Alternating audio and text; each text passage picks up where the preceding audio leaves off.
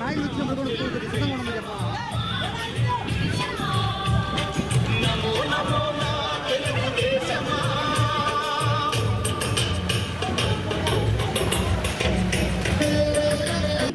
Pension Chandrababu Naidu గారు 4,000 చేయబోతున్నారు. వికలాంగుల పెన్షన్ 6,000 చేయబోతున్నారు.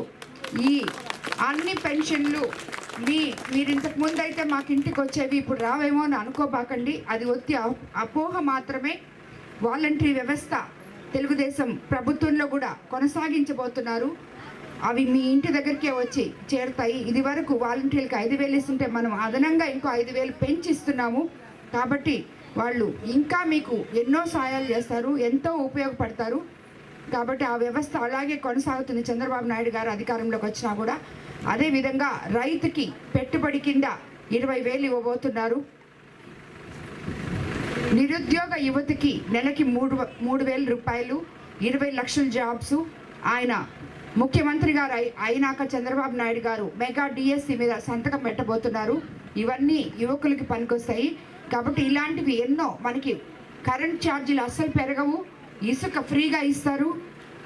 అన్నా క్యాంటీన్లు మీరు వినే ఉంటారు, అవి కూడా తిరిగి ఓపెన్ చేయబోతున్నారు. ఇలాంటివి చాలా మనకి సంక్షేమ పథకాలు ఉన్నాయి.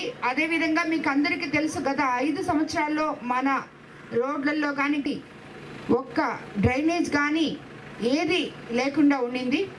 ఇప్పుడు మనము తెలుగుదేశం ప్రభుత్వం అధికారంలోకి వస్తే మనకి అభివృద్ధి కూడా ఉంటుంది. ప్రతి ఒక్కరికి ఇప్పుడు 1 సెంటు భూమి ఇస్తుంటే తెలుగుదేశం ప్రభుత్వం అధికారంలోకి వస్తే 2 సెంట్లు భూమి చంద్రబాబు నాయుడు గారు ఇవ్వబోతున్నారు. అదేవిధంగా నాణ్యమైన వస్తువులతో మీరంతా ఇల్లు కట్టుకోవచ్చు. తాగు నీరు కోసం ఎంతోమంది ఇబ్బంది పడుతున్నారు. పైప్ లైన్ ద్వారా స్వచ్ఛమైన నీరు ప్రతి ఇంటికి కొళాయిలో ఇవ్వబోతున్నారు.